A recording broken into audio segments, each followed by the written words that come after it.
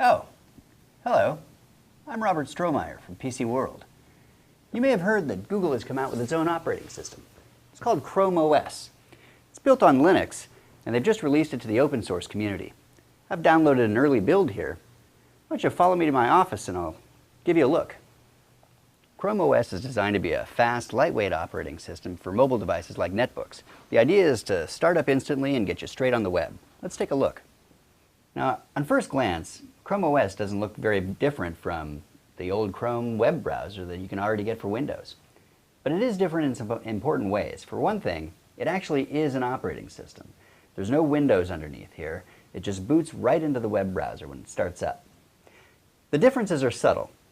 The first thing you'll notice is that in the top left-hand corner there's a little Chrome icon, and if you click on that, it'll give you a list of icons for all the web apps that you've been using with your computer.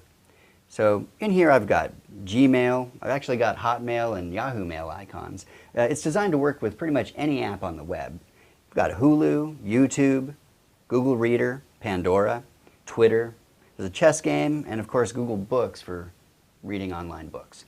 Just like the Chrome web browser, the interface is tab-based, which means across the top there are a variety of tabs. The difference is that when you right-click on a tab, you can choose to pin that tab to the browser, and that will cause it to move to the left-hand side and remain in a persistent spot. So every time you log into your computer, those pinned tabs will be right there waiting for you with the apps already loaded.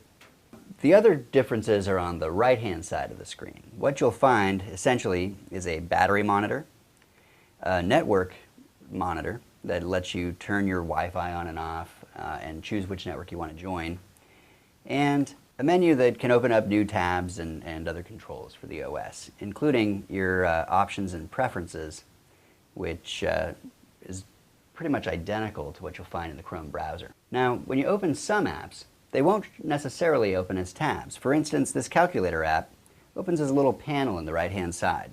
The same is true for the calendar panel. And you can see that clicking two at the same time just opens them side by side, and those remain persistent on the screen.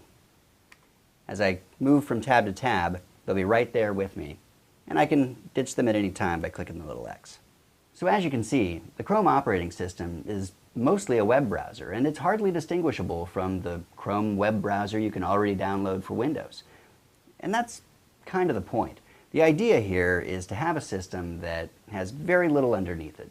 It just starts when you hit the button, you log in, and you're online.